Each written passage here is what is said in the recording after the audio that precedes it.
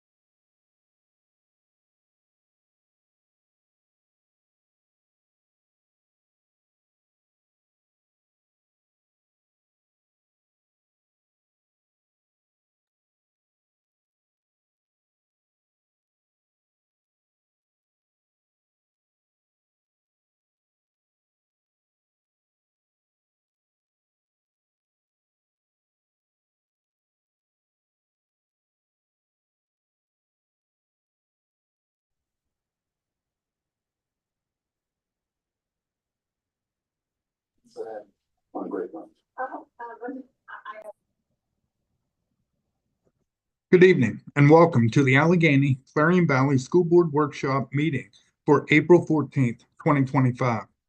The AC Valley workshops are conducted virtually, and the link to access the workshop is always posted to the acvsd.org website. During this workshop, I will provide the school board members with information that will help to clarify agenda items. And please remember the workshops are open for discussion, and I ask the school board members to jump in at any time. And at this time, I'll turn it over to Madam Secretary to conduct the roll call. Clifford Adams. Patty Anderson. Clifford here. Sorry, couldn't find the button. Carrie Armagost. Here. John Burke. Present. Brady Fight. Diane Page. Here. Jeff Here. Jeff Powell. Here. Eric Sundling. And Kelly Twilliger. Here. Got it. Thank you. Thank you, Sarah. At this time, we don't have anybody under public participation, but we do have Tina Minnick. She signed up to address the school board at the voting meeting in regards to the 2 part-time head cooks that we have listed under personnel. Under presentations, we do have Megan Bashline. She will be nominated as the Teacher of the Month. She will be at our voting meeting on April 21st, 2025. And this evening, we do have Dr. Jordan with us, and he'd like to present some information about a cell phone policy at the junior senior high school starting on the 25-26 school year. So at this time, I'll turn it over to Dr. Jordan. Thank you, David. Good evening, everybody. I wanted to discuss some possible changes that we would be proposing at the high school and mostly affecting grades 7 through 9 at this time. But before I get into kind of the details as listed here on the Google Doc, I'd like to play just a brief video for you to kind of get the discussion started. Thank you, Aaron. Raise your hand if you're a fan of this new phone-free policy at the school. It's complicated. This Virginia high school looks like any other during passing periods. But notice one thing's missing. I remember the first day I was sitting in physics, my phone was locked up in my bag and I kept reaching for it, but I couldn't. And the only thing I can do was sit on my computer and listen. Wakefield High is a guinea pig of sorts. Students are expected to store their phones in this magnetic locking pouch throughout the day. At first, there was resistance. People were putting dents and holes in the wall. Like, there are tables we had to get fixed. Right after we got them, when I walked into the cafeteria, all you hear is like the bang. Like it sounded like gunshots. Greg Cabana, a government teacher at Wakefield, noticed it too. The fact that they're banging pouches around the cafeteria trying to unlock their phone, this is proving our point right here of how meaningful and how powerful that phone is. Cabana has been advocating for stricter regulations on phones for years, after feeling like his role as an educator was secondary to being the phone police. As a teacher, it was just daily judgment calls. Put your phone away, put your phone away. Should I say something to the student? Should I keep on teaching? Should I talk to them in the hallway? Is it worth it? It may be too soon to fully understand the impact of phones on academic performance, especially talking to this group of high-performing students. I think it depends on who you were before the phone policy. But other benefits inside the classroom are clear. Even just picking it up for a small time can take away from your learning experience. It's not a small improvement. It is a dramatic improvement back to engaging, fun teaching with student interaction. The 2023 Surgeon General's report says up to 95% of kids 13 to 17 use social media. Former Surgeon General Dr. Vivek Murthy even called for tobacco-style warning labels on social media platforms, saying they're associated with significant mental health harms for adolescents. The data also shows when kids are spending more than 3 hours on average, that they face nearly double the risk, increased risk of depression and anxiety symptoms. But a recent CDC study found about 50% of teenagers between ages 12 and 17 had 4 or more hours of daily screen time. I definitely prefer having it, but I get more work done. Do you realize, did it make you realize you have an emotional attachment to it? Oh. I think I knew that before, and I was just kind of avoiding that fact. You were avoiding that fact before, but now it's like in your face reality. Oh yeah, now I know I'm addicted. Every day, I go straight to my phone when I get home. Don't even think about the homework. But when he's in the walls of Wakefield, he's opening up in other ways. I feel like I connect with more people and have better conversations than I could have had with the phone. Student Karen Mine says it's led to a new kind of engagement. Even just at lunch, you talk to each other, people bring games to class, and that's something I had never experienced. You never experienced that kind of engagement? Well, it was just and maybe not since kindergarten, maybe not since preschool. And the students and teachers here say less isolation has meant less interpersonal conflict. There were a lot less fights. I haven't seen any this year. The movement to restrict cell phones in classrooms is growing, with 9 states having already passed a ban or restricted cell phone use in schools. And 15 states, plus the District of Columbia, have introduced legislation to do the same. But not every educator is on board, including Brandon Cardette Hernandez, a former public school principal in New York.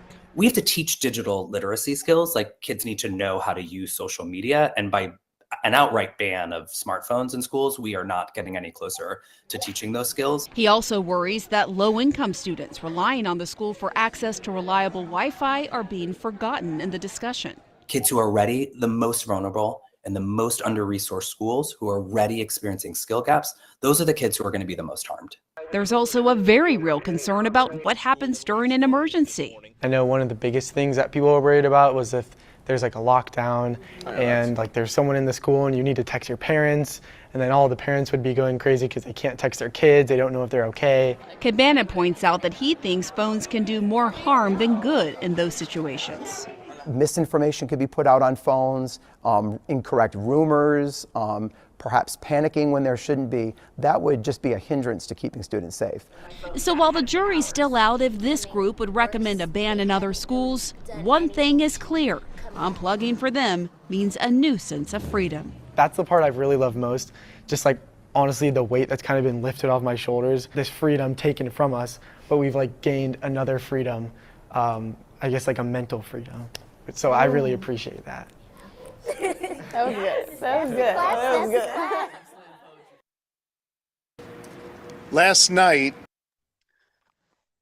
Okay, thank you, Aaron, for putting that on.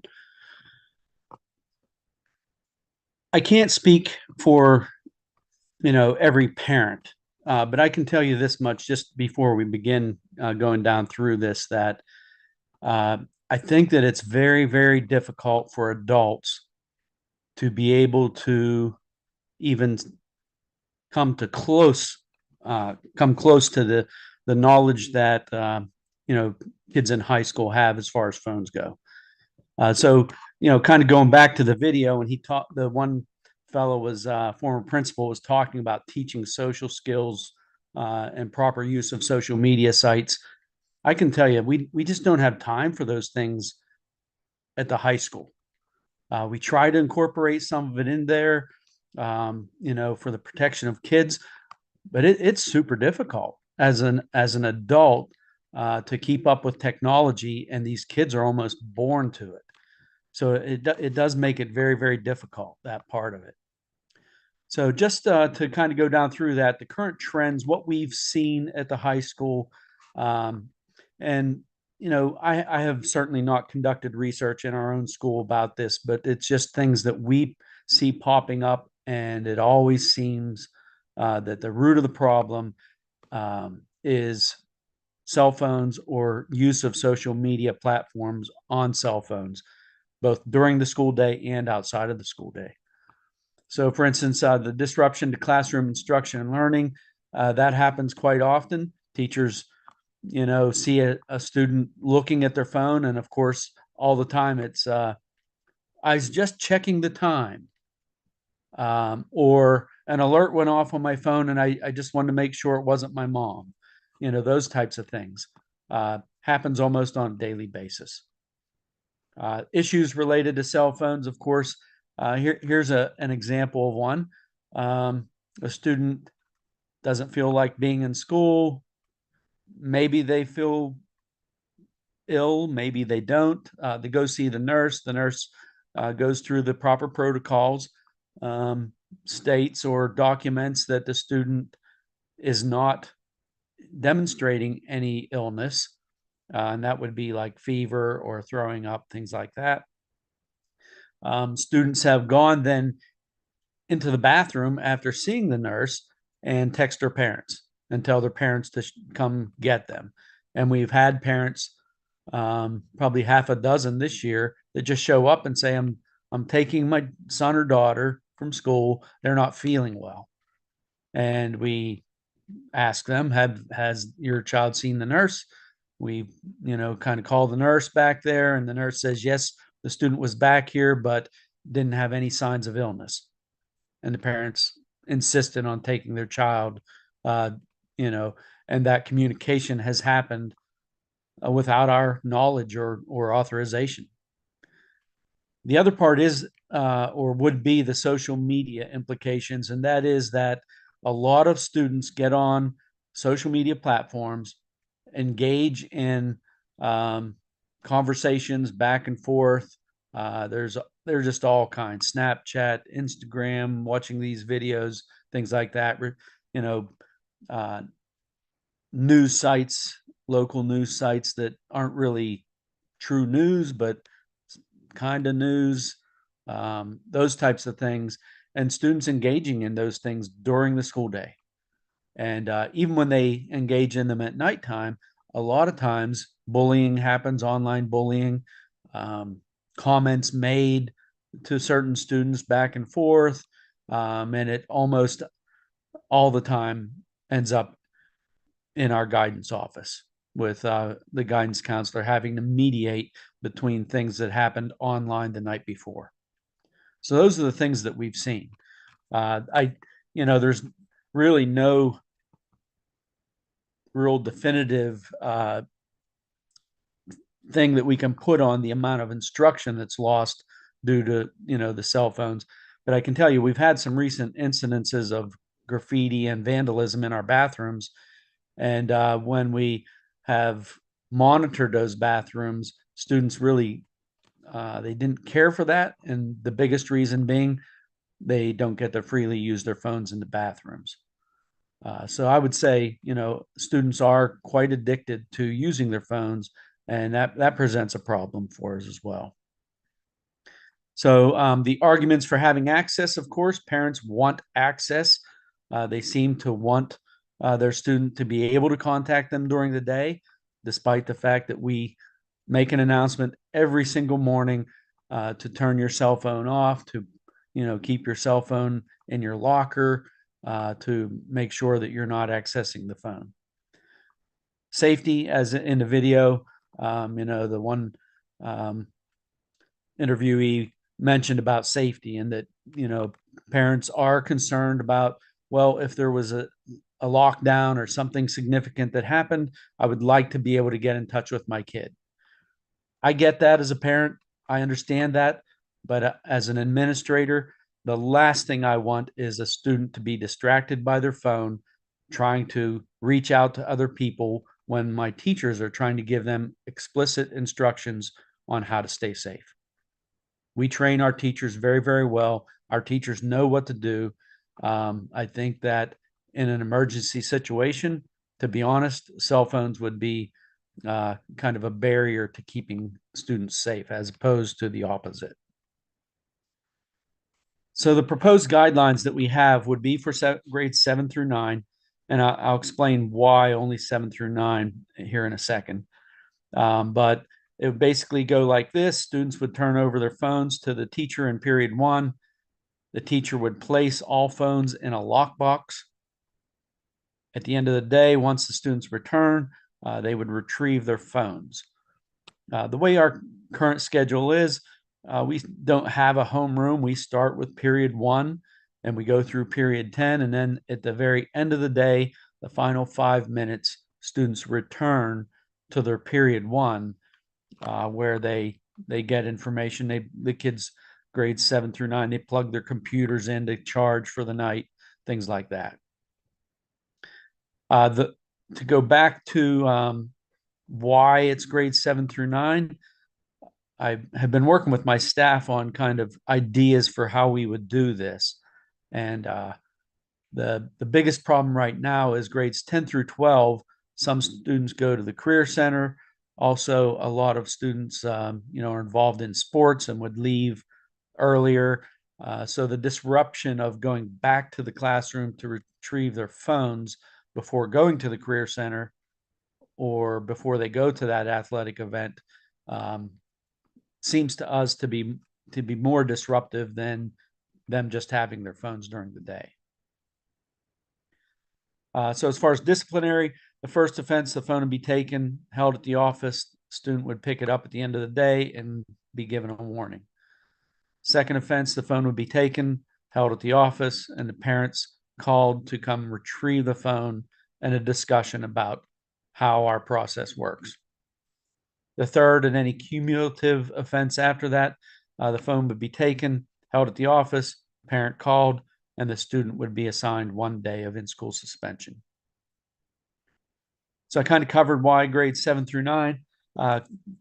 Current schools that are doing it would be Rocky Grove, North Clarion, and Red Bank. Union is also proposing it. I believe Clarion is also looking at something similar. If you read the Derrick et al., there was an article, I think 2 weeks ago, where Kelly Hart, the principal at Rocky Grove, was kind of explaining their policy and how it's benefited their instructional platforms this past year. I've spoken with the principal up at North Clarion, and he also says that there are a lot of benefits that have happened because of this. So that's kind of where we're at with our thinking on this. We're hopeful that you as a board can help give us input and provide us with some direction, but ultimately support what we're trying to do here. Any questions for me? Hey, Dr. Bill, I Jordan. have one question. Would, if there's something that the teachers want to use cell phones for, I know there's some apps that they can use in their classroom to do some activities, and the students need access to cell phones. If that's the case, can the teacher request that those students be allowed to use them for that class period? Well, we haven't really outright discussed that because the fact is every kid has a Chromebook. So the actual use of phones in instruction has not occurred for quite some time. In fact, probably since before COVID. And I But would there are suggest some that apps.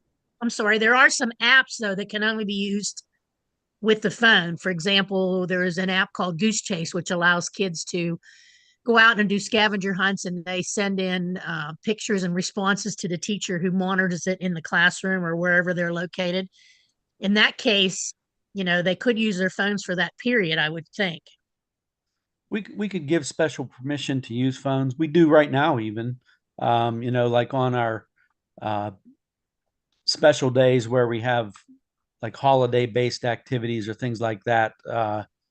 We tell the students it's phones free. You can take pictures of the activities of your friends, things like that, of yourself engaging in the activities.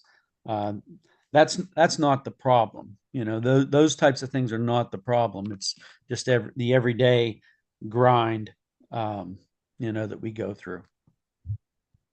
I agree with you, Bill. The book that we've been studying in our organization is The Anxious Generation, and there's a lot of good information in that book, and it also has some responses from communities, and schools obviously are part of that community part in terms of helping to solve the problem. The brain actually rewires itself the more they get used to it, and you see these young children that are, it's an entertainment value even at a much younger age than what you're discussing in terms of what happens and how used to that engagement of the electronics that those kids get. And there is nothing that shows that anything but a flip phone should really be used for those younger ages because of what it's doing to brains. In terms of Kelly's concern about things that maybe they could only use on a phone, you can use an iPad to do things like Goose Chase. So there are other resources you can use besides just the phone, and maybe it is controlled by the lockdown of what you're handing them if you're going to do that. I could actually get enough for a classroom of iPads and let you guys borrow them if you wanted to do something along those lines. But I really am in favor of cutting the phone use and teaching kids what it's doing to them and how it's controlling them. There's a lot of research out there on this. Thank you. Building. I have read some research myself on some of those effects on the brain, and especially with some of the social media platforms like TikTok, Instagram, that feed reels to students, videos, short videos, and the algorithms are set so that if you like a video, it's going to show you more of that. And what it does to your brain is your brain ends up just like drugs or alcohol or things like that. Your brain starts secreting dopamine, which makes you want that more and more and more. And then when students are not permitted to be on their phones, it's almost like withdrawal. And we've seen that actually in some students at the high school. Just in a recent meeting that I had last week, we discussed a student that is just totally addicted to their phone and cries and needs comfort, when they don't have it. And to me, that's kind of the far end of the problem, but it is a problem. It's real, and the addiction piece is the concerning part because it does expose maybe some other addictive behaviors that could be maybe mitigated if we could get this piece under control as well. But the kids, it's like a line of security blanket. They just don't feel they can do without it. They fear they're going to miss out on something and their friends are going to have one up on them. Agreed. So if we approve something like this, where it's locked down, for grades 7 to 9, when they get into 10th grade, could we offer a seminar or a speaker of some sort to show them how to properly and safely use technology and social media? I mean, because I know in recruiting departments, they're constantly looking at your social media and seeing what kind of person you are online. And if you don't align with what they're looking for, you won't get hired because of stupid stuff you posted in high school. Yep. We've actually had those types of things. For me, I'm not real big on like what we call the one-shot assemblies. I mean, they do really well for like probably 2 weeks. Kids are talking about it, but then it kind of the shock value kind of wears off, and it goes back to what it was before. I think more impactful might be, trying to integrate some of those instructional pieces right into some curriculum that we might have in the school. And Okay. we are kind of looking into that a little bit more. Yes. Okay, as long as we're showing both ends of the spectrum here. I mean, because it's going to be a shock to them if this is approved for sure, but I think it's important to show the other side of it as well. Dr. Jordan, this is Cliff Adams here. I graduated just a short 14 years ago here, and technology was around and pretty prevalent. And I remember if you even were even messing with your phone in your pocket, or the teacher thought you were messing with your phone, it was gone for the day, and you either had to get it at the end of the day or possible detention. So I just don't know if I'm not saying it's a fear you have to instill, but I was always terrified of losing my phone and or getting in trouble. Which I don't know if it's just that the kids these days just don't have that fear, or it's teachers aren't implementing the hey, if I see it, it's gone rule. But I mean, I'm all about getting rid of the phone. I mean, like you said, there's other technology that the kids can use in school. I didn't know if there was like a school-wide like technology out there where you could turn off like the actual cell phone service during school hours, or like during class periods, and then at lunchtime or certain times of the day that was turned back on. Just something to think about. I have in the past, in my previous employment, I looked at something like that, and it's actually illegal to do that, unfortunately. But I just think it puts teachers in a tough spot too. They don't want to be the bad guy. There's some people that are definitely softer on the policy than others. I know when I go down through the hallway, if I see a phone, I mean, I'm taking it. Kids are smart, and they know who they can play. They know where they can, manipulate the rules. And so it makes it difficult to manage those things. I definitely agree, and I know no one ever wants to be the bad guy, but it's also your job, and you get to be held accountable too. So, and I'm not trying to single anyone out. I'm just saying, if no one wants to be the bad guy, and sometimes you have to be the bad guy in order to set things straight. 100%. I appreciate that. Any other comments?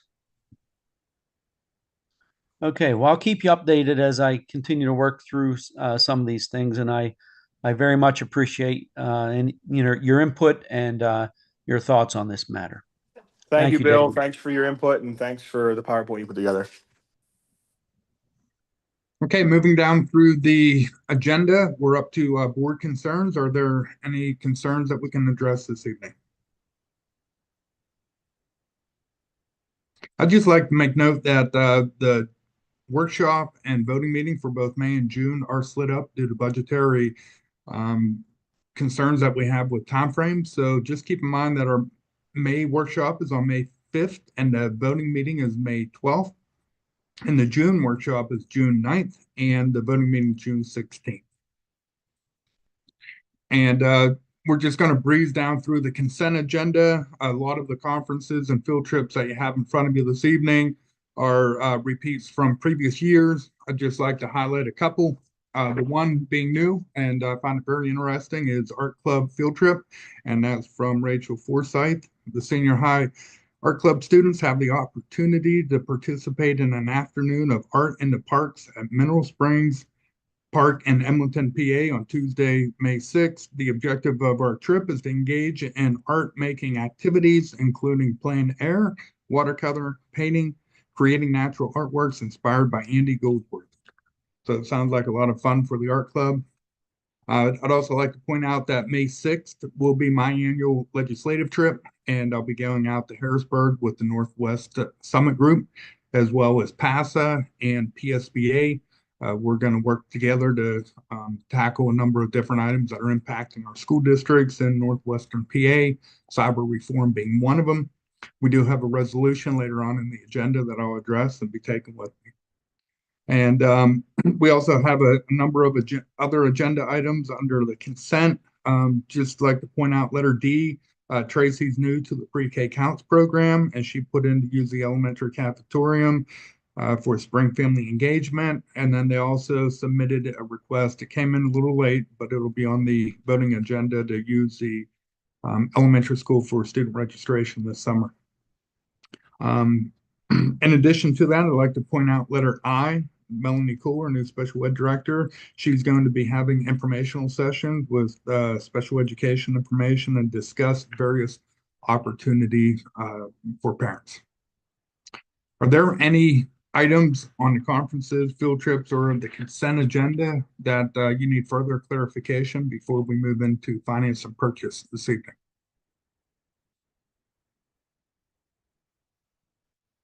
Okay, hearing none, we'll move into page 2, finance and purchase. We'll be paying the bills and getting Stacy's report next Monday. That's down through letter G. Letter H is a resolution denouncing the misuse of taxpayer funds in Pennsylvania cyber charter school funding and urging legislation reform. Pennsylvania cyber charter school funding system requires local school districts to pay tuition that are not based on actual costs for educating students in a cyber setting, resulting in tuition payments that vary widely, anywhere from just shy of $7,000 to $25,000 per regular education student, and $18,000 to $60,000 for students who are identified as special needs.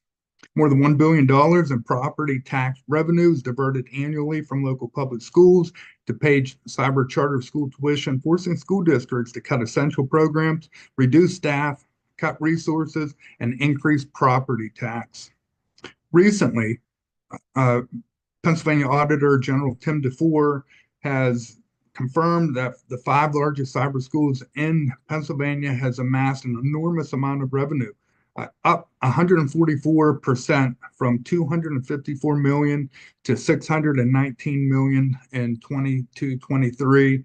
And some studies suggest they have close to $900 million in taxpayer money in their reserves.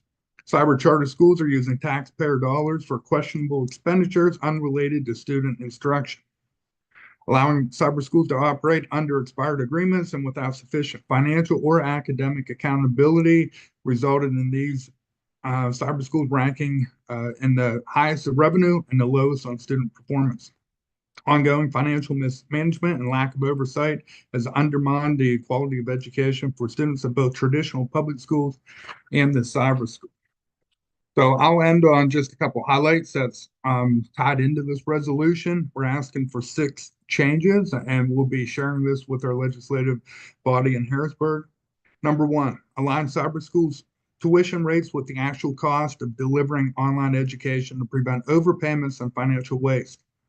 Number 2, implement stricter financial oversight and accountability measures to ensure cyber charter schools use public funds appropriately. Number 3, require cyber charter schools to return excessive amounts of revenues to local school districts or reinvest them directly into the student instruction. Number 4, ensure that public school districts and their taxpayers are not forced to disproportionately bear the financial burden of cyber charter tuition costs. Number 5, strengthen Pennsylvania Department of Education's oversight and enforce of cyber charter school academic performance and financial practices. And then number 6, hold publicly funded cyber schools to the same standards, expectations, and regulations as public schools. And that's our latest resolution that with your support, and we vote that up, I'll be taking that into Harrisburg, sharing it with the governor's office and our legislators. Moving down through the finance and purchase agenda, letter I, I'm going to turn this over to Erin Morrison, business manager, and she's going to talk a little bit about the FP mailing solutions. Good Erin? evening. Yeah, good evening. So I had several people or department people come to me and see how we could possibly change the way postage is handled in the office. I know right now there's, in order to get stamps and mail any packages, there's credit cards that need to be taken down to the post office, receipts gotten, returned, and it's an ongoing process in that way. So did some research on postage machines, and FMP Mailing Solutions was the better of all of them. They offered 3 months free, which meant it wouldn't hit the current budget, it would hit next year's budget. And the rate is $33 a month. Now that's just the rental machine, but it would eliminate all the back and forth with the credit card and having to have receipts. So just wanted to throw that out, and it would, I think, make a big difference. The machine seals them, puts postage on them, and it's ready to be taken and delivered. So I think it would definitely streamline the process for a reasonable amount. Hey, Cliff here. I have a question. So the machine, you put your package on it, and then it will weigh it, measure it, and put your postage on it. Is that correct? It prints a tape, but yes, you weigh it. It prints a tape out that then you stick on like the big brown envelopes or the package. So then it just needs dropped off at the post office. That's all taken care of. It electronically can load the dollar amount of postage, and it will update as postage is reset. As stamps go up, it automatically takes care of that. And then you just need a tape or run the envelope through, and then the maintenance would just have to drop it off. Okay, and then is this just like on letters, or is this like boxes? You know, say like a larger box. Could you put that on there, and then FedEx could just, as they come through, grab it also? I don't believe FedEx. I think it would have to be UPS mail. FedEx would be something different. But postage, yes. If you're mailing it through the post office, I'm not sure of how big, but I know relatively decent size boxes it will. I'm sure the over extra large ones you'd still have to take down to their size of a scale that would weigh the box. Okay, thank you. Sure. The other question on packages that I have is it is often cheaper to use their prepaid boxes. They're not prepaid boxes. You buy the boxes, or you take the boxes, quote unquote, for free, but they have a flat rate on those boxes. And I don't know how that translates to this, but if you don't have them in those boxes, or at least with the tags priority on those, you don't get that discount. So I would suggest, and I don't think it does UPS. I think it's only USPS. But I would suggest that you limit it to envelopes, or have on hand those their priority and express priority boxes on hand, so you know how much to put on those boxes. Agreed. Is there a yearly maintenance fee associated with this, or is it just a one-time fee? I believe it's just the $33 a month is rental, maintenance, everything that's included. The hookup with goes through Wi-Fi and that kind of stuff. So I believe she did not mention that. I can double check, but to my knowledge, it's just the $33 a month. You have to buy the consumables? No, I believe that's in the rental. Oh, what do you mean by consumables? The ink The and labels. The labels and the ink. Yes. And the sealer would be an additional. So When you run that, does that still come out saving at least, I don't know, do you pay mileage to go to the post office? I don't know how that works. I'm not sure, David. Do you know if we pay? No, the maintenance guys take the truck down over the hill. It's just cutting back on staff time. Okay, so the consumables would be in addition to the $33 a month. Yes.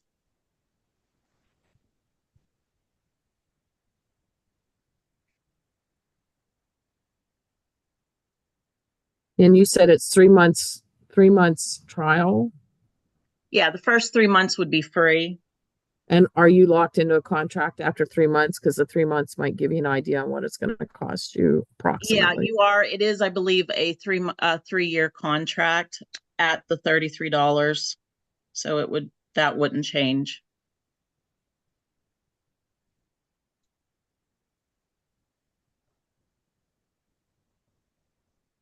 Okay, hearing no further discussion, we'll continue to move down through the agenda. I know we have a couple of board members that need to be done just right around 7 o'clock or a little bit after.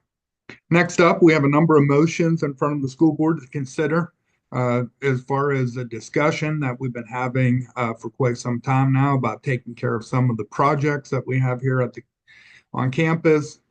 We're in a very unique situation where we can refinance our current bond that we took out in 2018, and we'll have it paid off in 2028. We talked to Janie Montgomery Scott, who's our bond counsel with Anthony Dicka, and the proposal in front of the school board this evening would be to keep the budget neutral payment, so there would be no increases one way or the other. It would continue with the current bond payment, and depending on the amount of money that we want to take out, and the number of projects that we do will impact the repayment schedule. So we have in front of the school board a $2 million, $3 million, $4 million, or $5 million bond that we're all eligible for.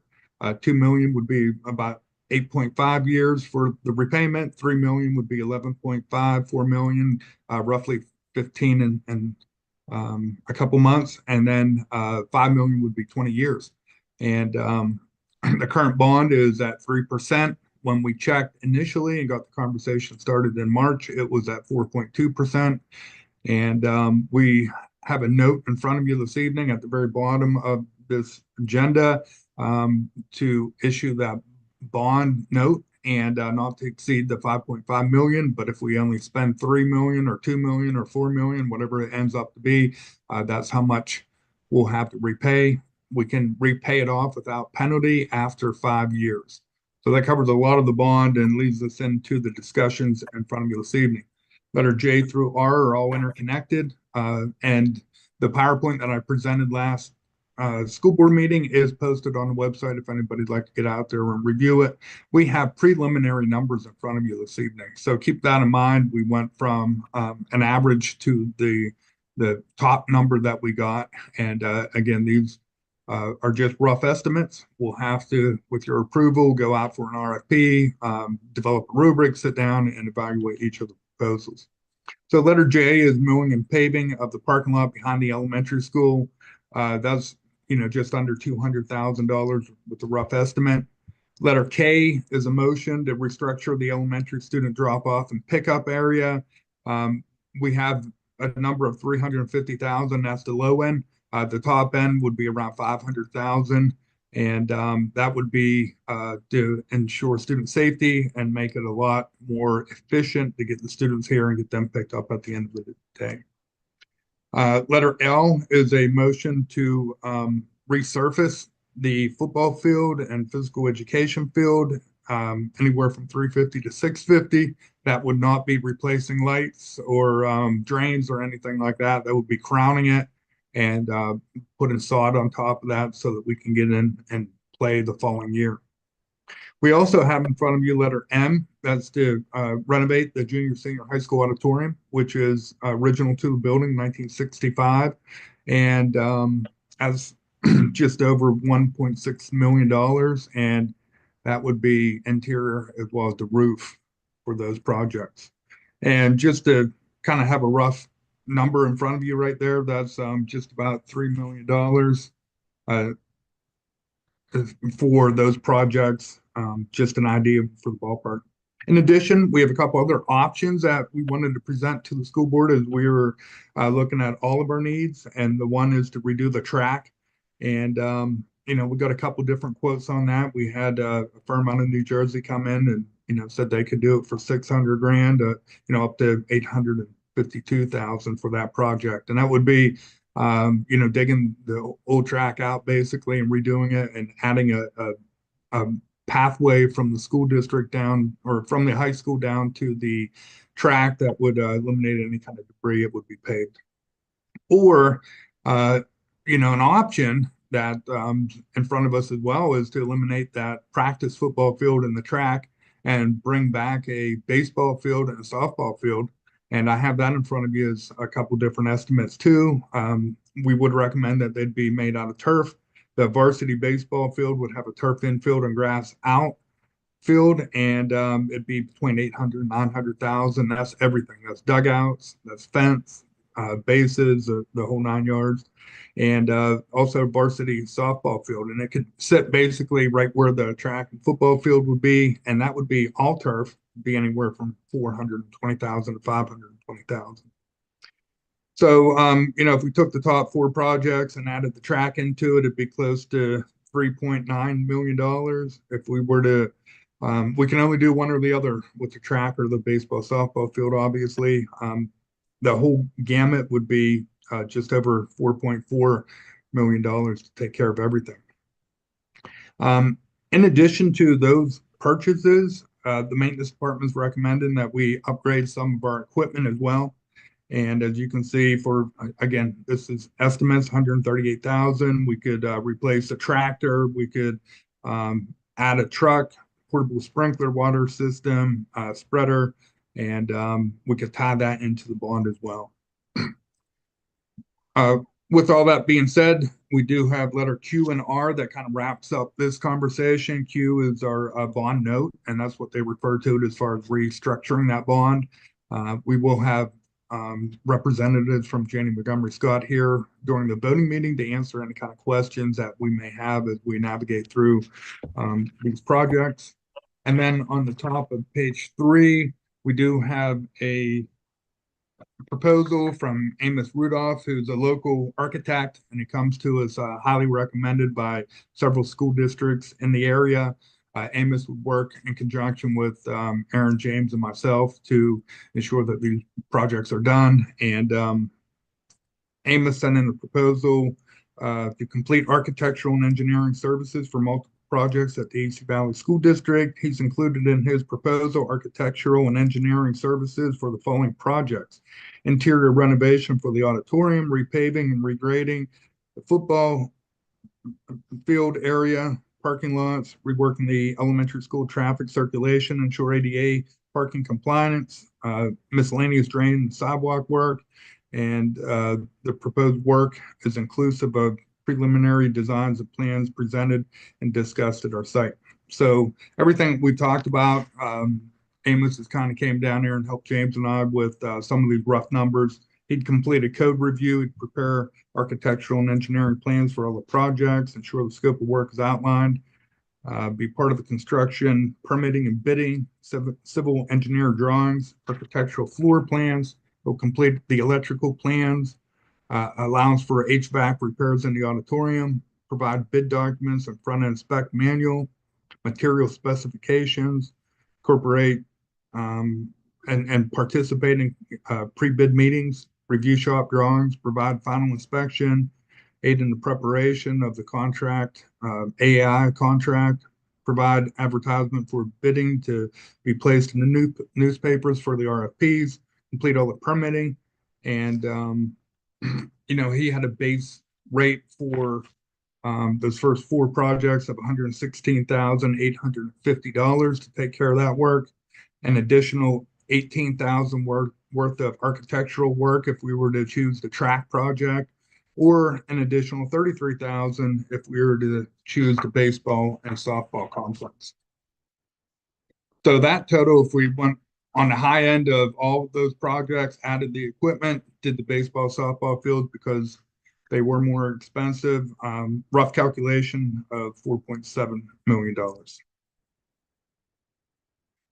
So this time I'll open it up to see if there's any discussions or comments about the number of items that we presented. Our goal is to provide Jenny Montgomery Scott with some direction at the April board meeting so that we can get started on these projects this summer and try to get them wrapped up and ready to go in the fall. So, thank you, David, for this information. I appreciate it. So, just some thoughts that I've had in thinking about this over the past couple of weeks since our last meeting that we talked about it. I feel that the auditorium project, the parking lot resurfacing, and the reworking of the pickup drop-off at the elementary school, as well as the equipment purchasing of the new tractor and trucks, is much needed for the district. I wholly 110% support those projects there. The ones that I have an issue with, I don't feel it is fiscally responsible to take on the track project at this time, especially with the possibility of the health and wellness resort being possibly constructed behind us at the old Fox Estate there, Steffi Estate. I feel like there could be some possibility for a collaboration of some sort in the future, and I'd rather look at that avenue than us take it on solely, because I don't think it's fair for us to take that on solely and have a brand new resort built and then have customers from that resort come over and walk on our track.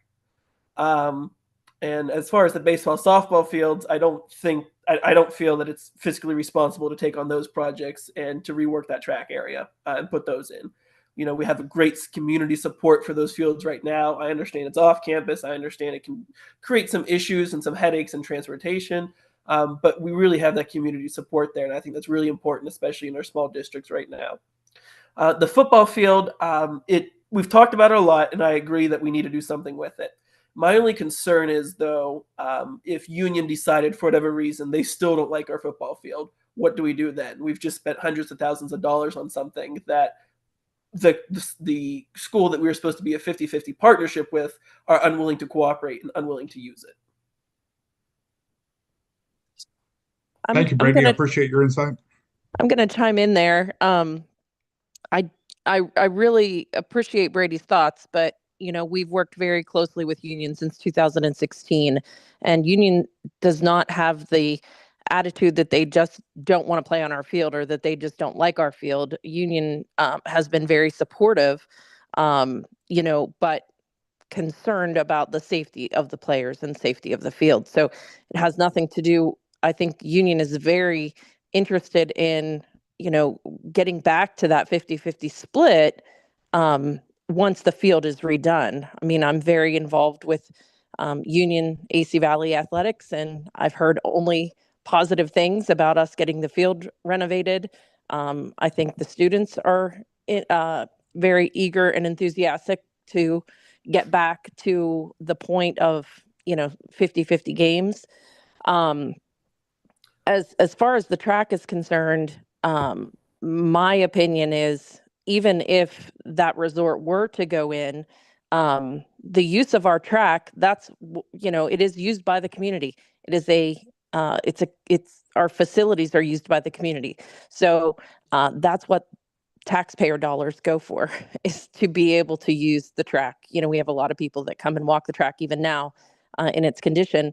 And I just want to remind everybody, track has more state medals than any other sport at AC Valley. And all of our kids are 100% going to Union for practice and for track meets. So, bringing that back to AC Valley and investing in our schools and our facility, I think is really important for us. If we have the avenue and the revenue but the access to spend the money where it hasn't been spent for decades, essentially, I think we need to tackle that project. Thank you, Karen. I agree with you on all your points. And I'm not meaning this in a negative manner, I just have some concerns. If Union is willing to come play in our field and to be over here once it's reworked and remodeled and whatnot, are we able to get that in writing? And again, I'm not meaning this in a negative manner, but I just don't want to spend $300,000 on a facility that they would be unwilling to use. So I would feel a lot better about taking out a $300,000 bond for that if we can get some sort of writing saying that they will be coming over once it's remodeled. But that's what the co-op is. In the co-op, it says the games are split 50-50. So if our field was in a safe, playable condition and Union refused to do so, they would be in violation of the co-op agreement. Correct, David? Yes, and I talked to Dr. Kimmel today about the field, and they're going to need a field renovation at some part too. So we just want to make sure we're not doing it all at the same time. So the co-ops are healthy, and I with talking to Dr. Kimmel, I mean they have every piece of their mind that they're coming over here to play and split the co-op once we renovate that football field. And just keep in mind that that's good for the rest of our programs too. It's not just varsity football. We have JV, we have junior high, we have our very active youth program out there, the PE classes, powder puff football. I mean, we use that football field quite a bit, and it's a unique opportunity. And I know it's a tough ask at this time because of the general economy, but we have a unique opportunity right now to tackle a number of projects that, quite frankly, we've never touched, and I think we owe it to our kids, the staff, and the community. Patty? Yeah, I don't know how to phrase this in a non-inflammatory manner, so I'm trying to decide how to phrase it. So I'm just going to spit it out here because we've been tried in the court of public opinion. We've been tried in the court of many people's opinions who aren't experts and those that do have expertise. And I see very divergent opinions on the current field as it is. And I don't see, I guess I'm not feeling like there's a meeting of the minds. Where are we together on what needs to happen with this field with Union?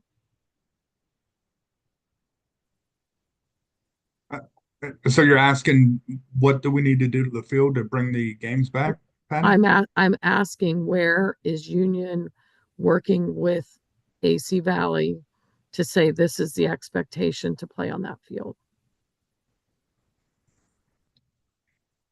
I'm not really sure how to answer that. I know that once we have it, crowned in middle, it's going to be done by a professional organization. It's going to be as good as any grass field out there once we're done. The location's great. I mean, it has good drainage up there, and we're going to crown it in the middle. We're going to put sod down. We're going to let it sit for a year, and we're going to be up and running in the fall. And they're agreeing that sight unseen that's okay for them to play on. Yes, I mean it's going to be it'll be as good as any field in the area. I mean they're probably going to want to come play here. From my envision with that field and it being fixed. I mean it's not in terrible condition as it is. We're just going to turn it into a modern, up-to-date field, and it's going to be done by a professional organization, and we're going to bring football games back here. So what I heard you say is it's not in terrible condition as it is. I do get wear and tear. I do get the deficits that people are pointing out. My point is that some of the deficits are not all made by the same specialists that the professional group that would come in and put that in would be portraying. And that's including the folks that have said they would help. And I appreciate their willingness to help and their willingness to do that. I just don't want to tar and feather them if somebody just decides to put it in the court of public opinion that when that field is done, it's not good enough to play on. And I would fully expect that it should be good enough to play on. Yeah, I agree. I understand where you're coming from, Patty. I know that we've gone through a lot with that football field. We're going to do our best to oversee that project. I think with Amos' expertise, the committee that we have together, we'll ensure that we get a football field that's as good as anything in the area. I mean, it's not going to be turf, and everybody has their opinions about a turf field, but it's going to be as nice a grass field as we can, especially with the equipment that we can maintain it. Feel free to walk through it. James is doing work up there right now. It was never completely finished. The one end of it's low. There's a couple gaps in there. I mean, it just needs to get modernized, I guess, just like the auditorium and the track and the parking lots. I mean, I think we owe it to the kids to put a little time and effort into. And I just want to clear the record or kind of set the record straight here that it wasn't Union solely who refused to play on our field. I think it was a collaborative decision, with AC Valley and Union based on the condition of the field and the two injuries that had happened. It was actually other schools, not us, other schools who, addressed concerns as well in refusing to play on our field or saying they would not come back to our field based on the condition. So I feel like Union's kind of getting a bad rap here, and I don't think that it's Union who's necessarily the problem, although Union wants to make sure that our athletes, Union and AC Valley combined, are safe, whether that's playing at Union or playing at AC Valley. So, I just want to make sure that everybody is understanding that Union was not, the cause of saying that they were not playing at AC Valley.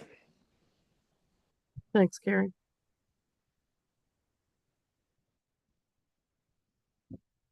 I appreciate that conversation and the dialogue. Is there any other questions about the number of projects, the engineering proposal, the bond note that I can prepare for next Monday? Because we got a lot of work in front of us, and I can tell you that the administrative team's eager to tackle these projects and fix a couple areas in the district that are much over needed. David, can I ask a question? And this is for Monday's meeting. Will each of these on the agenda be voted on separately? So the board by vote would decide which projects we want to proceed with? Is that how this will work? Yeah, that's the plan, Carrie. Exactly. Okay, thank you. Sure. Hey, David. So after we say yay or nay for each project, we probably need to decide on the amount of money that we would like to um, borrow. Say all the projects equal 4.4 million, and we decided that we want to keep it below 4 million. I'm assuming that we can just stick with that 4 million number and then just strike things from the list that would get the price to the $4 million mark. Is that correct? Whatever bond we get, that's the amount that we're going to pay back. So I think we'll have a pretty good idea as far as, with that estimated cost. We're not going to know the exact cost until we go out for an RFP and we get those bids, we sit down and we break it up. I think we're going to have a really good idea as far as how much we're going to spend on these projects, whenever you vote. Amos will be here. We could continue to have that conversation. And, again, we'll go out for that bond note, not to exceed 5.5. If it's 3.5 million we're looking at or 4 million, then, we just need to be cognizant about that as we're voting some of those motions up or down. So I have a question. After we approve to do, say the auditorium project, and we're getting quotes back due to economic changes or whatever, and it's going to come closer to 1.5 million. Are we still obligated to take out that 1.5 million for that project, or can we just not do that project due to the rising increase in cost?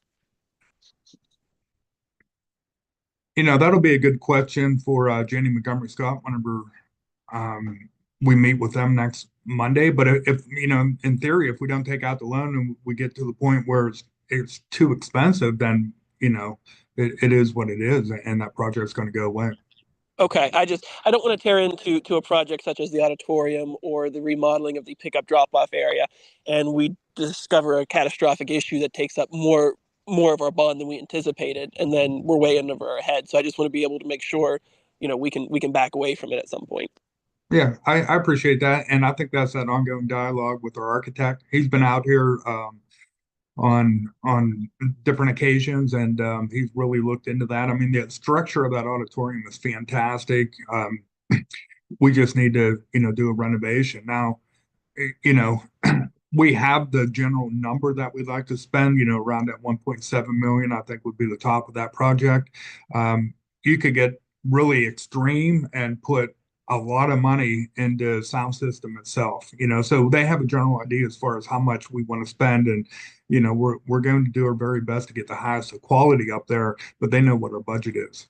And just keep in mind too that there's also potential other revenue streams coming in. Mrs. Thurber, she wrote a grant to redo the auditorium as well. That was for close to $500,000. And in Governor Shapiro's budget proposal, he does have the facilities improvement grant in there currently. I'm not sure if it'll pass the finish line or not once it gets through the legislative branches, but rest assured we'll be writing those grants as well. So if we don't have to take out the bond and we can supplement some of those expenditures with grant money, then we certainly will.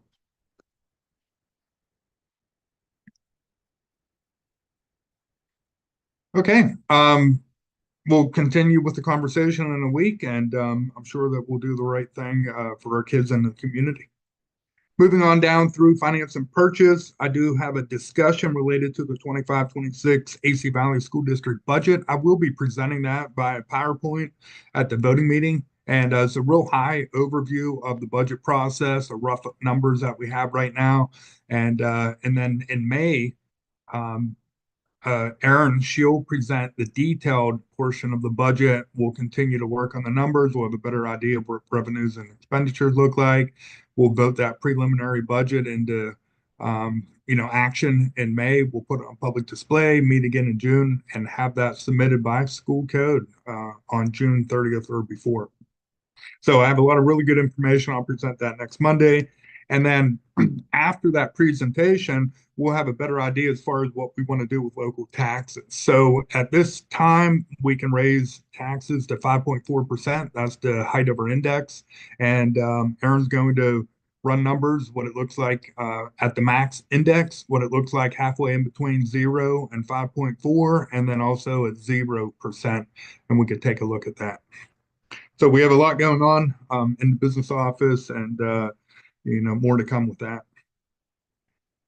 Letter U is a motion for us to continue to seek different quotes and take a look at the cost associated with property and liability insurance. We'll be meeting with different agents and brokers and continue on with that conversation to try to get the best insurance in here at the most affordable price.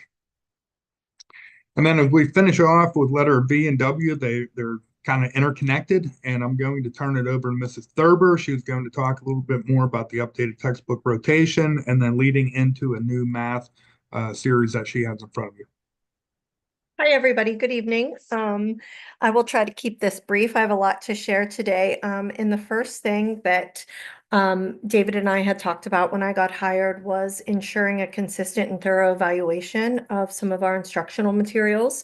So what I did is I took a look at some of the old textbook rotation documents that were out there, updated them, and what you have in front of you is the new proposed textbook rotation adoption. And that is for the elementary level. And it is in all 4 disciplines. We have science, math, ELA, and social studies there. And with the exception of science, all of our disciplines, all of our textbook series were not, or the last time we adopted them was around 2016, 2017 was social studies, ELA was 2016, and math was 2018. So what you can see in front of you is the new rotation, and based on the old template and looking at each discipline every 5 years, I've created that. And you can take a look at that. And if you have any questions, you can certainly ask those now. But what that kind of filtered into was us collectively as a staff going through, evaluating our needs and our wants, teacher wants, needs of the students, and focusing on math to evaluate this year. So I'll pause there for a second and take any questions that you might have on the new textbook proposal for the adoption rotation.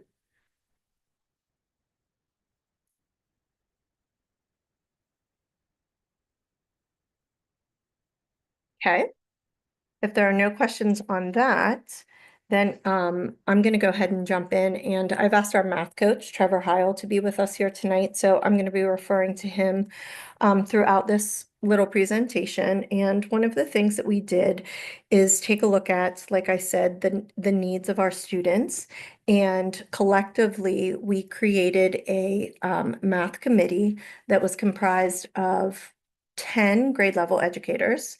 And they were 10 educators. They were grade level educators, our math coach, and then 2 special ed teachers that were on the curriculum. And we hoped that that provided a well-rounded and an inclusive evaluation process, which it did. We evaluated 3 series.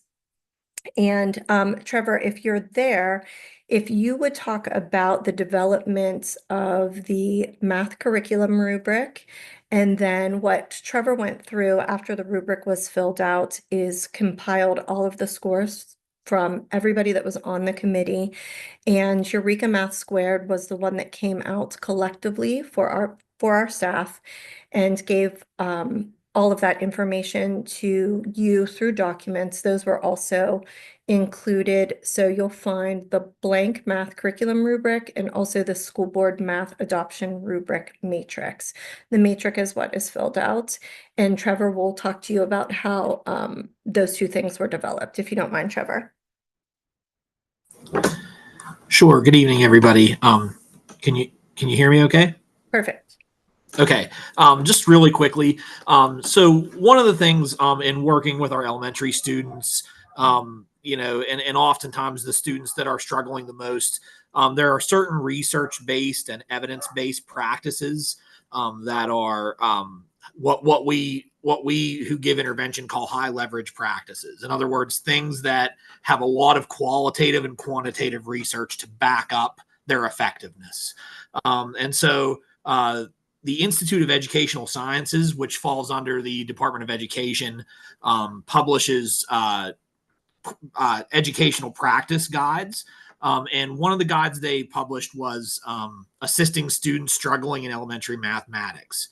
And they provide 6 recommendations for things to look for and practices to leverage when you're selecting programs. The reason that we chose to look at some of our struggling students, obviously, number one is because we do, in small districts in Pennsylvania and at AC Valley, have a not high, but significant amount of students that are not meeting the highest levels of math achievement. And so when we work with those students who are struggling, what we like to say is when we teach the first time in core instruction in the classroom, we want to leverage those practices that work for students who end up in intervention as a preventative measure. And so those 6 practices are providing systematic instruction. In other words, building that knowledge incrementally through our teaching practices. We want to have concise mathematical language. We want to have precise also mathematical language. Use a well-chosen set of concrete and semi-concrete representations when we do mathematics. In other words, using physical materials and models to build conceptual understanding for students before we get to the abstract numeral only type of mathematics that we often think of. Heavy use of number lines in cross domains in mathematics, providing deliberate instruction on word problems, and using timed activities as one way to build fluency and automaticity. So we used those 6 criteria, as well as some other criteria that were added to the second page of the rubric by our teaching staff. We applied a score of 0, 1, 2, or 3 to all those categories. We spent several weeks. We talked with sales folks, and they did demonstrations for us. And then teachers in groups, in pairs, evaluated based on that criteria as well. Do you have any questions on the rubric we used, or Mrs. Thurber, is there anything else you wanted me to talk about? No, that was wonderful. Thank you, Trevor. Just to piggyback off of that, we were also talking not just with the consultants, because we sure know that they are trying to sell us something, but we have been in quite a bit of contact with Butler Area School District, who are in the early phases of the adoption of Eureka Squared as well. And the math coach and the teachers there at the elementary level have been very supportive, and we have found a real partnership with them. So our proposal is for you to look at the quote that is there, and the tax exempt cost for a 5-year adoption of Eureka Math Squared is $77,728.95. And this includes a variety of things. As you can imagine, it includes digital licensing, premium assessments, as well as classroom kits for teachers and students. And the investment ensures that we will have consistent language from K through 6, and that all classrooms are equipped with the high quality standard aligned materials to support the full implementation of Eureka Math Squared. And that will be through the 2029-2030, that's hard to say, 2030 school year. And all of that is included. I think Ms. Patton shared all of that documentation with you, the old textbook rotation, the new proposed textbook rotation, and then the rubrics, the scoring matrix, and also the quote from Eureka Math. Does anyone have any questions for us? Thank you, Mrs. Thurber, Mr. Heil. You guys did a lot of work, and you explained that very thoroughly, and it sounds like we're in good hands with our kids and learning math as they move through the elementary. So kudos to both of you. Thank you. Moving into personnel, there's a number of different items I'd like to address before we hear from Mrs. Thurber again about curriculum. First off, we have an employee that's going to be out on FMLA for a short period of time. Letter B is a letter of resignation from Brianna Simmons from the Western Secure Treatment Unit as a special education teacher. And letter C is to advertise to fill that position. We're running about 90% special ed right now, and we definitely need to replace that position. And also for next year, we'll continue to, if the grant comes through, we'll continue to add additional support in our special education program. And then letter D is new. This has been a discussion that we've had in the business office and talking about transportation for quite some time now. We had worked on developing a job description to add an assistant business manager and transportation director. This position is going to help with succession building. As Aaron and I both get closer to retirement, I feel that we need a backup. We don't have a backup for payroll and various business aspects coming out of the office.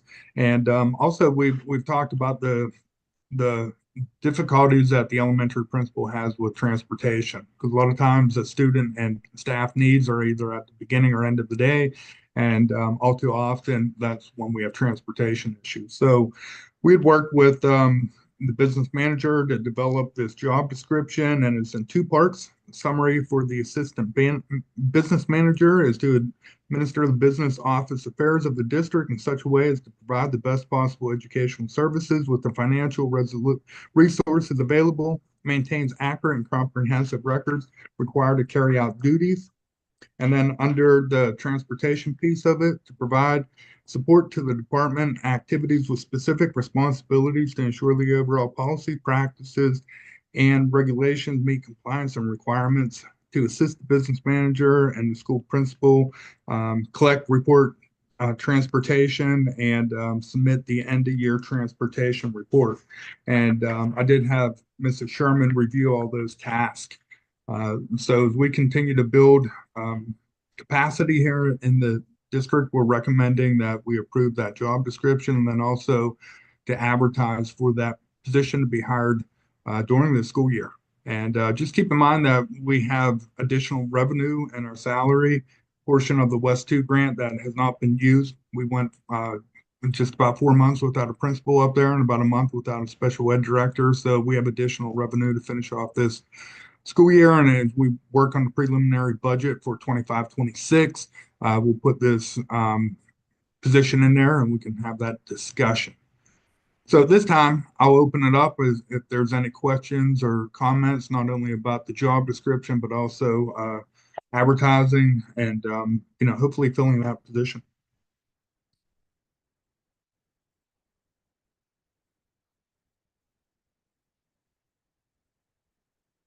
Hearing none, we'll continue to move down through personnel. Letter F is a motion to hire a long-term substitute elementary teacher going out on FMLA for the remainder of the 24-25 school year. And then also is our full-time head cook position gets closer to retirement. We've been having a discussion about possibly replacing that position with 2 part-time, 4.5-hour per day head cooks. And that's a ongoing discussion that we have internally as well with the school board to see, something like that could work out to support our cafeteria program. Hey, David, Cliff here. So, yes, talk to some people. At what point in time do we think that hiring 2 was better than 1? Now, I remember the main idea behind it was to have, instead of having one person jump back and forth between the buildings, it was better to just maybe have 2 part-time people that jump back and forth. Now, from what I'm hearing and what I'm talking to people, is it sounds great on paper, but logistically, it's just not going to work. This is the only full-time position that the cafeteria, department even has.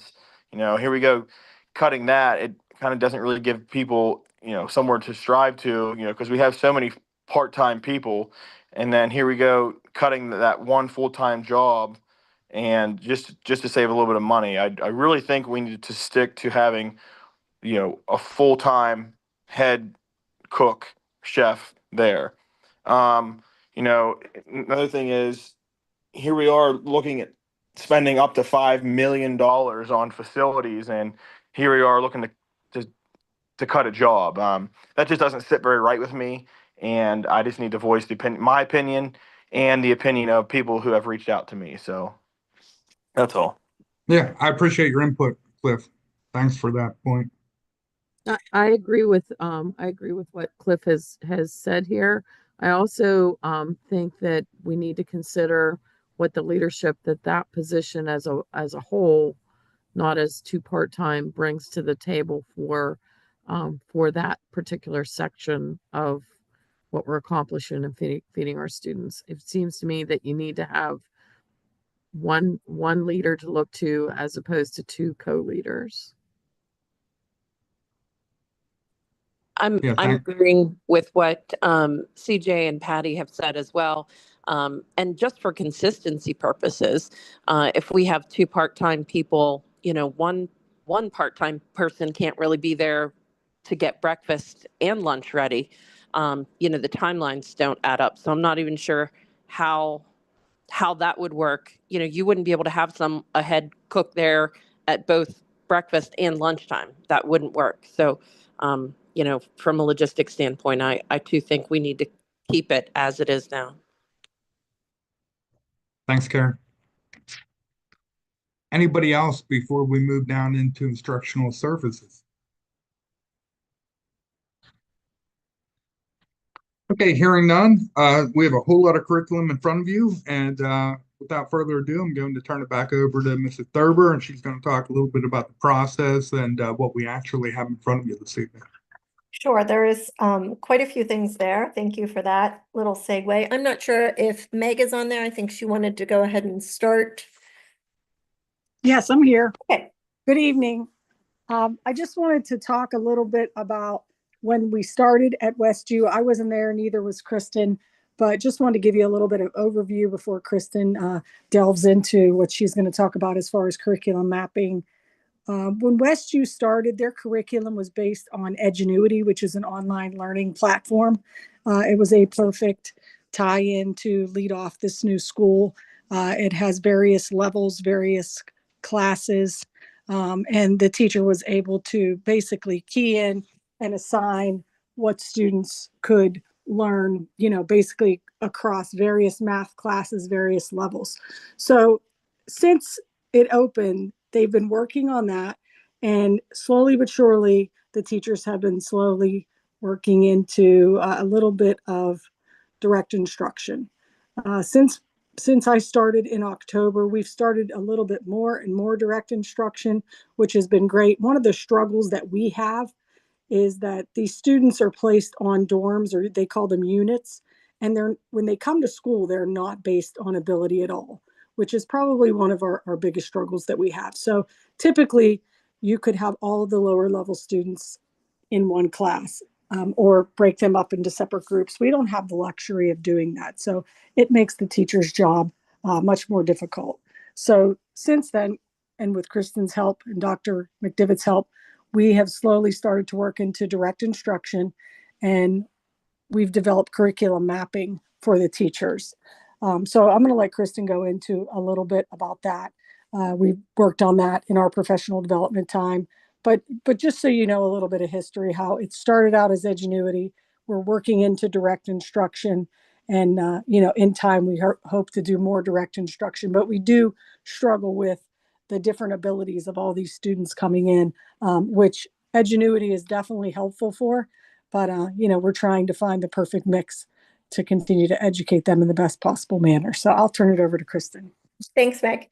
So that has been the topic of conversation at WestU since I know I was hired and Meg has come on. So we've been working really diligently with Mrs. Logue and Mrs. Raybuck to find the best hybrid model and really build in some more direct instruction, because one of the things that Meg left out is the students at WestU are very savvy, and sometimes computers cause many issues.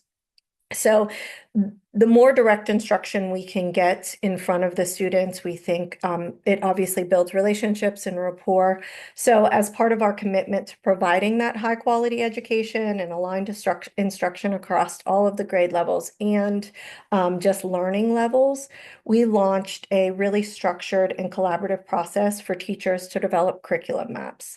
And this initiative kind of ensures that our instructional practices are standard-based, cohesive, and responsive to all of the students' needs, because like Meg stressed, that is something that it is a challenge.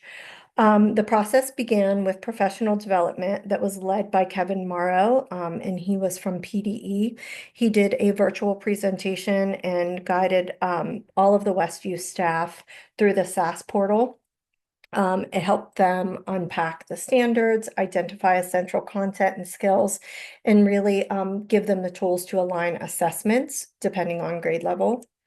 And from there, the teachers were provided with templates, and each of the curriculum map templates included a variety of components, standards, of course, eligible content, big ideas, long-term transfer goals, which I find very important, especially for that demographic of students, concepts, assessments, vocabulary, even pacing, and some lesson scaffolding and/or adaptations. And teachers also had to include materials and resources, which eventually are helping Meg and I with some of the purchases up there. And teachers also had to go through their curriculum and identify common misconceptions. So what the teachers did is they spent a lot of their time creating comprehensive general education curriculum maps spanning a full school year, which included the pacing guide to support that consistent and effective instructional delivery per discipline. So that went not just our standard disciplines that we're used to, but also included health and phys ed and our vocations. Within each of those course maps, the teachers developed anywhere between 8 and 10 instructional units, which ensured a balance and thorough coverage of the general education in that content. And one of the things that we really wanted to do to support the teachers is create a cohesiveness between what was already happening at the high school at the main district at AC Valley. So they were given shared samples, and that is also part of the documents that were shared with you, that the high school shared with us for the Keystone Trigger courses, because we all know that the compliance to those Keystone Trigger courses are imperative. So we got bio courses. Dr. Jordan was kind enough to share those with me for the Keystone Bio, 10th grade ELA, and Algebra 1. And we also included a civics, because there has been talk for a long time that potentially civics could become a Keystone course. So those particular courses were shared from the high school to Westview. That is also the alignment that Edgenuity uses as well. It's pretty standard there for those Keystone Trigger courses, but we wanted something in writing at Westview that that fell in line or paralleled what the high school was doing. So like Meg kind of alluded to, we are currently using Edgenuity to support those Keystone Trigger courses and ensure compliance, but we wanted that in writing as well. And I know that it is Meg's goal and hope that the creation of these general education curriculum maps will support the teachers with the goal of integrating more direct instruction. And it's totally ongoing work. We were calling the curriculum maps work in progress, because I think because the direct instruction is something that the teachers will build as they go. So we are encouraging the teachers to continually go back and reflect on those maps and add resources and or assessments that they've created through the SAS portal to those maps. And we just hope it builds up, a community and fosters continual improvement. So you have all of those. I know Miss Patton went through and copied those. I do have digital copies of those as well, if that would be something that you would be more interested in. You can certainly shoot me an email as well. But if anybody has any questions for Meg or I, now's your time.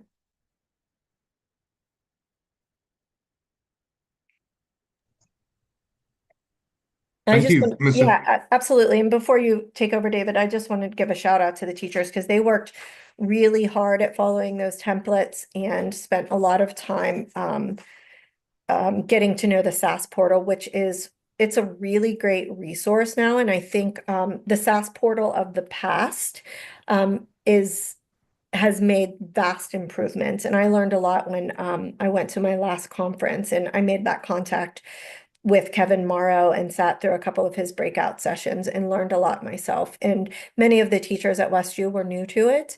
And it just offers a ton of stuff, including Act 48 hours as well, that the teachers can sign up for, that I shared with them. And that's all I have. Meg, I'm not sure if you have anything else, but that's it for me.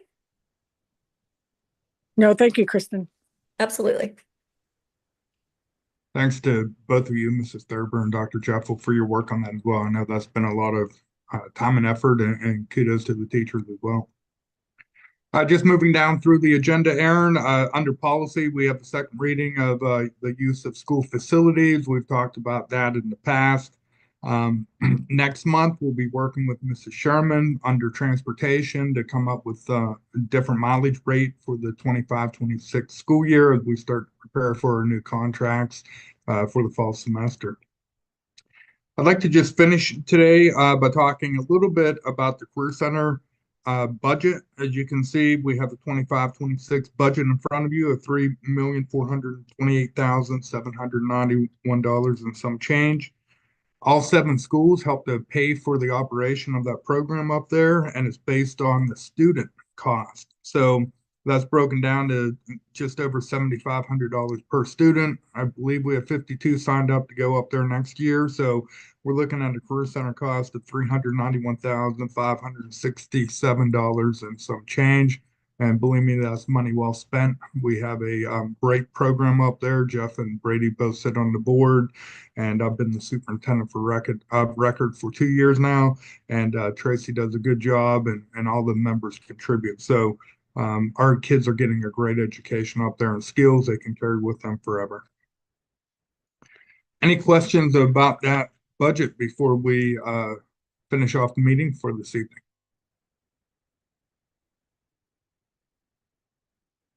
Okay, it's 7:30. I'll go ahead and end the meeting for this evening. I do appreciate everybody's input and all the work that you put into keeping our program running. Have a great night, and we'll see you.